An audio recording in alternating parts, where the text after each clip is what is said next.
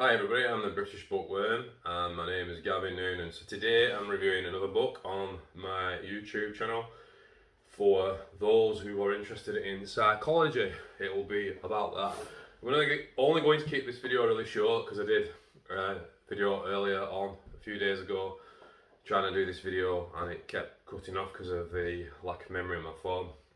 I'm just doing these amateur really, and I feel if I contrive to do a YouTube channel that's really strict and follows all the guidelines and ideas and advice on how to promote your channel, then it's gonna start getting more choreographed and not really like me having a conversation with you. So very quickly, my name is Gavin, I live in Lancashire in the United Kingdom.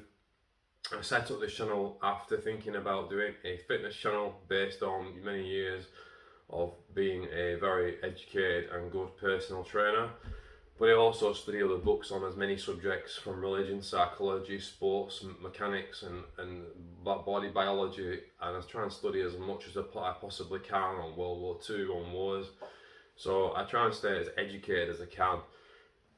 The goal is to read 1,000 recorded books. Obviously I've probably read way past that in my life, you know, thousands and thousands of books, but I've never recorded them. So to record them and to either talk about the book or what I learned from the book in a way that would replicate talking to a friend in a cafe that's read the same book.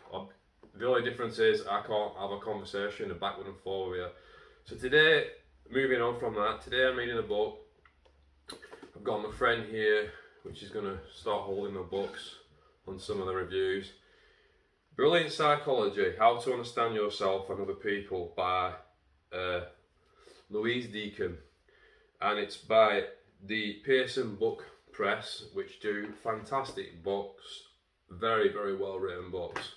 So that's the book I'm reviewing today. Now, quickly, it's an excellent book. It gets a 4 out of 5. For me, but it's an excellent book on the basics and introductory level of psychology. It discusses psychology from the beginning to the basic principles of psychology, to how psychology evaluates mind, how the brain works, how human beings' perception works, and goes into a bit of history of key figures of psychology and goes into quite a large area of subjects, but only very small chapters and paragraphs on the very specific subjects of psychology. By only, you know, I mean, the book is only covering a fraction of the subject of psychology. It's a massive subject, whether you believe it's a pseudoscience or you're really into psychology or not. I'm personally 50-50. While I'm a massive passionate person in psychology, I do think there's a lot of pseudo-science elements to some aspects of it, but I also think that it's a life-changing science, so I'm going to respect it as the science it is. It's a life-changing science, and those who study it, often those who go into psychology to be a clinical psychologist or a social psychologist or any area of psychology, are people that are trying to seek answers in themselves. So I think it's a wonderful subject, which is one of the reasons why I'm so passionate about it. Having said that, did you know that it's only 120 years old? As a science, it's the newest of sciences, one of the newest sciences, rather than saying it's the, because I don't know about that for certain, but it's one of the new sciences of our times in the last 120 years. What I found really good about this book is how clear it is on very many subjects that I feel, you know, I feel dear to my heart. Mental health, schizophrenia, the myths of schizophrenia, the myths of people with schizophrenia are all serial killers when they're not. You know, and the ideas of our tricks of our mind that we play on ourselves, like we're set as a default to a self-deception of ourselves, of our abilities, of who we are, of what we represent. And this is one of the first psychology books that discusses that, which I found brilliant, because I'm currently in the process of attempting to write a book that discusses some elements that are very small areas that are covered in this book. So that's something that I found really interesting in one of the end chapters.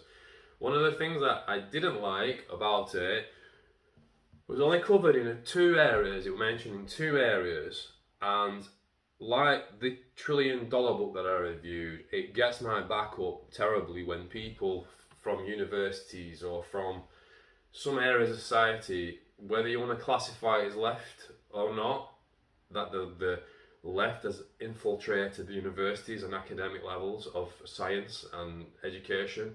If you want to believe that, whatever, if that's true, it's true. If not, it's not. But what I have noticed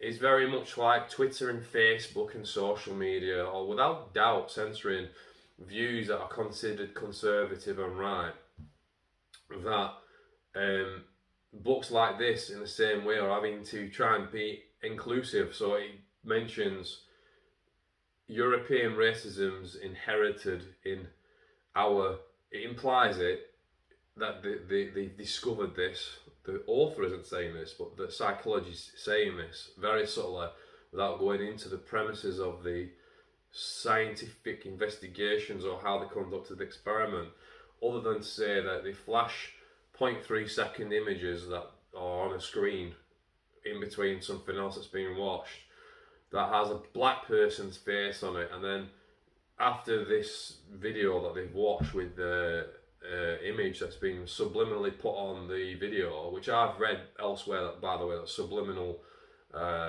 messages like what we used to get in adverts, or supposedly were put in adverts, I've read numerous times that they are scientifically, they don't work, and that they were classified wrongly as sort of brain manipulation or somewhat. Whether you believe, whatever you believe about that, you believe about it. But I've read that they don't work. Now I'm open-minded to whether they do or they don't. But it implies that a person of white ethnic background, if they see a black face flash faster than the conscious can pick it up, then they show something else or ask a question. Can't remember exactly what it was. But that proves that white people, European people, are inherently racist to blacks. I'm sorry, that's fucking bullshit, and it really pisses me off that there's this notion of inherited DNA, genetic white racism. As I said in my last take on this video, if you're watching this and you're black, if you're watching this and you're from Pakistan, where I'm in an area of, very heavily demographic area of for people from Pakistan. If you're from an area like, if you lived in Manchester, you're from an area that have a lot of Chinese or Japanese or North Korean or Southern Korean or South African, wherever you are from, my friend, you are just as much likely to be racist as I am. To me, for my skin colour, for my differences, than I am to you.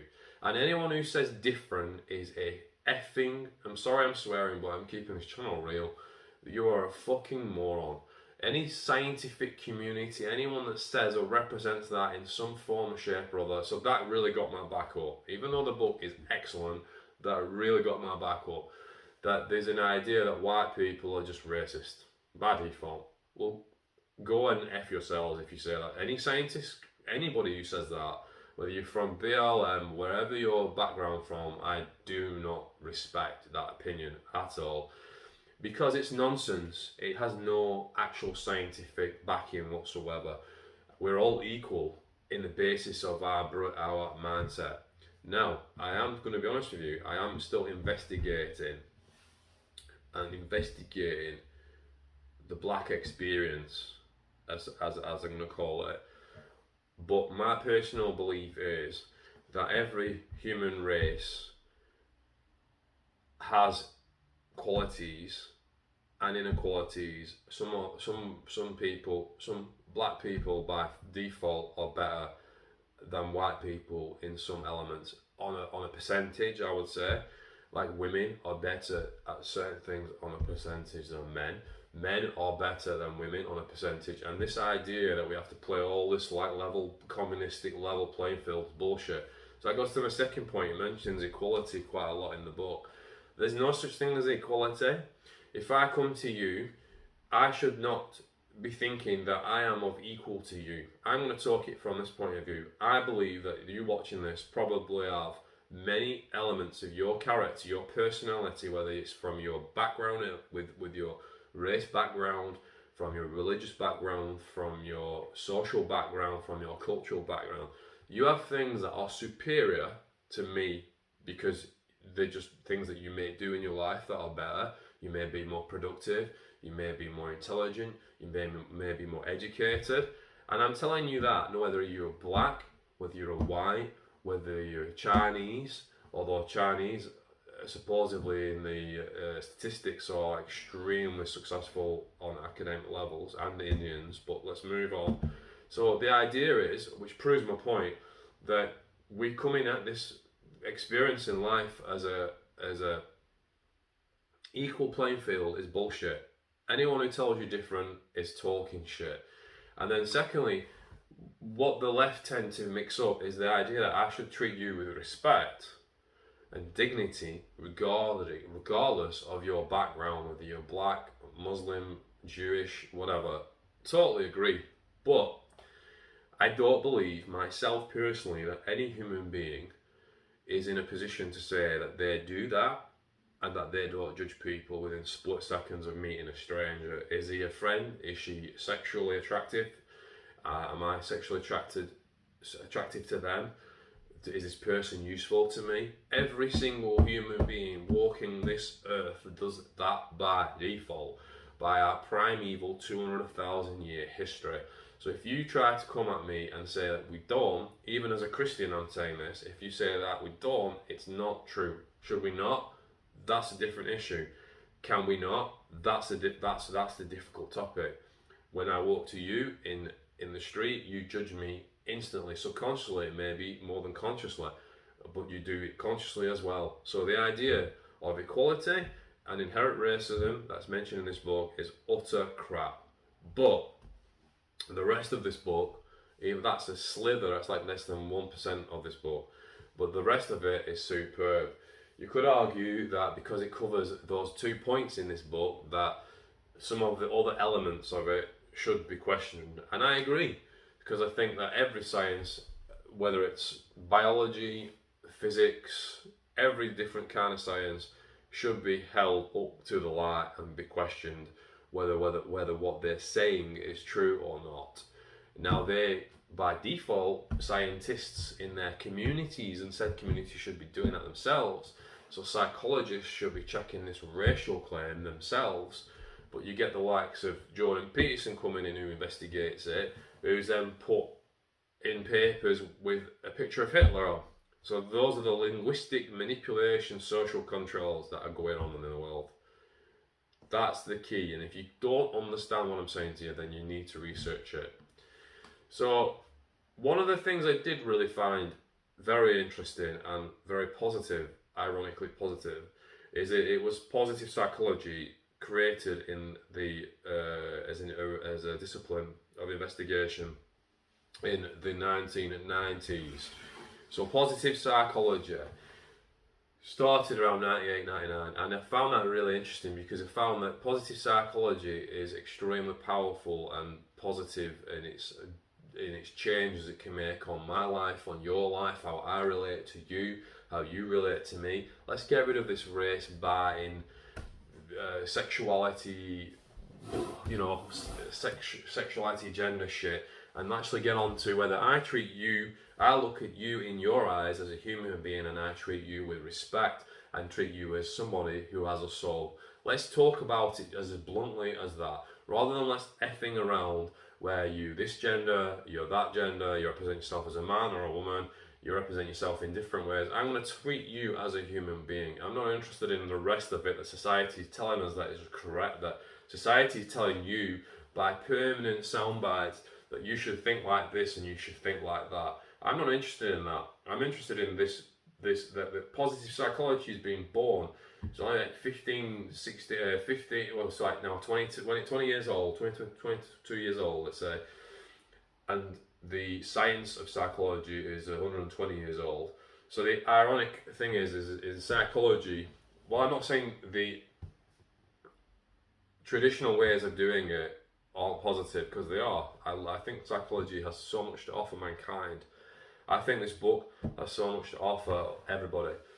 But I find it interesting that positive psychology only came about in the last 20 years, and the rest of psychology is like 100. It's 100 years old. So we've got about 120 years old, 120 years of psychology, but only 20 years of positive psychology.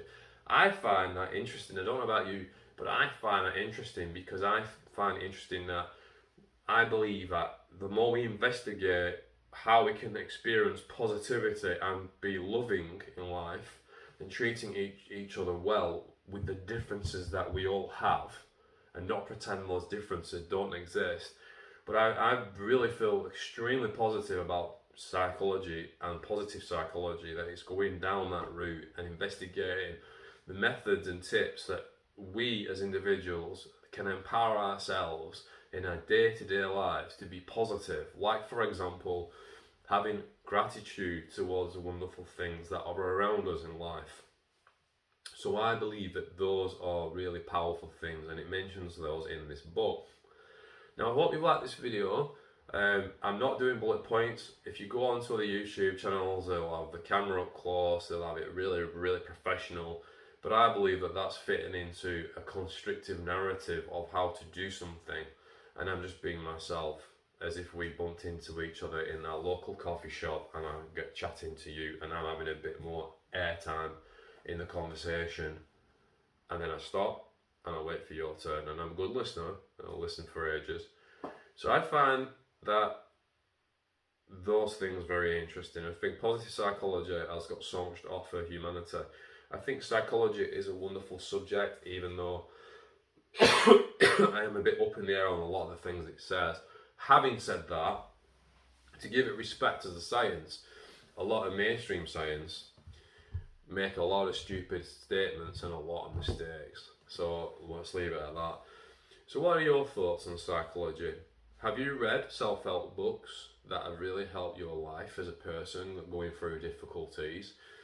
I'm a bit up in the air about self-help books. Sometimes I think they're really positive, other times I question it. When I read a book like this, it's impossible for you to remember everything in that book. It's like fitting in all the different statistics and information that little book like this puts in your mind. You might remember something for some reason, but it's more, I see it as more as putting a map out in front of you. And I'm going to use this as an analogy a lot when I read books. I see putting a map down in front of you and just basically spending 5 or 10 minutes scanning the territory to see where you're going. So when you go to the territory, you can open the map up again and reorientate where you are by the environment around you.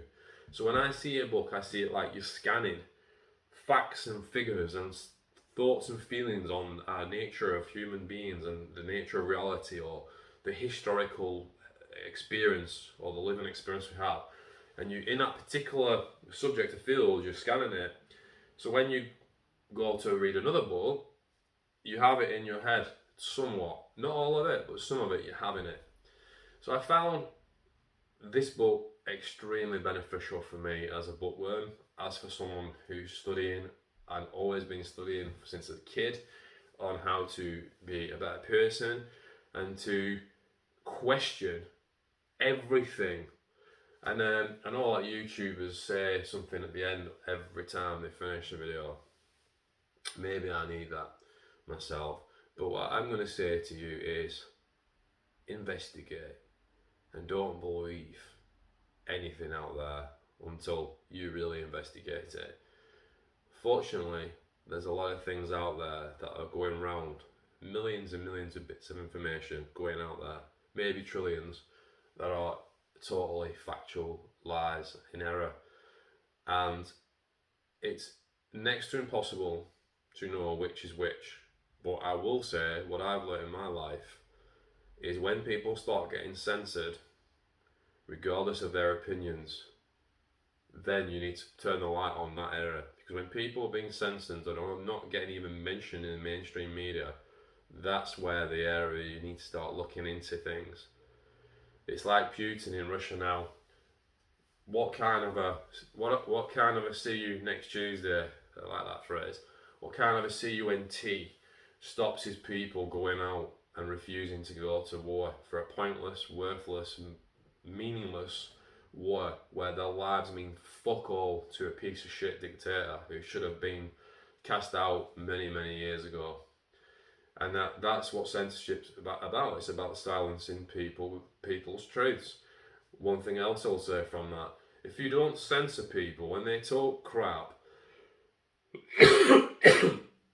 you put somebody else in front of that person who has the skills and knowledge that can counter the rubbish that they speak, whether it's racism, whether it's homophobia or other subjects or other areas that you feel passionate about. Don't censor people, let them trip themselves up. So I'm going to leave it at that, but don't believe anything. So this book, Brilliant Psychology, How to Understand Yourself and Other People, it's fantastic. It really makes you appreciate the complexity. Since I read the Lucifer Effect, it's really changed my life, how I look at other human beings. It really, really has. And this book has added on to that. I'm less judgmental. I'm far more understanding about the consequences that are involved in the way people behave, react and respond. And it really is really powerful when you start questioning your own views. Like I said, I'm investigating what you might call the black experience. At some point I'm planning on reading books really fitting that narrative.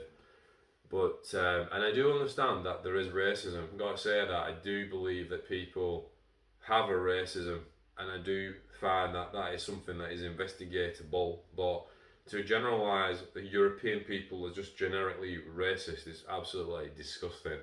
That's like black people can. I've been treated by my skin colour. I've had racism on me by the Pakistani community where I live. I've faced racism many, many times as a white person. I've also experienced racism from Chinese people, but it's subliminal. I don't want to get too deep, but it's subliminal, isn't it? People are often very racist in a very subliminal way, which you can't snap on. Don't you say that to me, because you can't snap on it, because it's very, very cunning. And they'll be like, what do you mean? What do you mean I didn't do anything? But this, something they said, some way they looked, the way they've crossed the street on you. There's very subtle ways that people can be racist or prejudiced. Anyway, that's another... Sorry, I've still got a cold today. I've had it for 5 days. A bit of an infection. So that's my book review. 4 out of 5. Great work from Loiuse. It's a really lovely book, even though I disagree with your view on that, even though it might not be your view, but you put it in your book, so you must agree with it. About inherited racism and equality. None of us are equal, and we're all potentially racist, but I'm going to love and leave you. Give this video a like, subscribe to my channel, please write some comments below if you've got some interest in this book or psychology. And the next book I'm going to review is probably going to be this one. I'm currently reading it. A tip for you before I go is use a stick to use the lines, which really helps speed up your reading potential if you do it right. Anyway, I'm going to go. Thank you for watching, and go and buy this book if you want to investigate. See you later.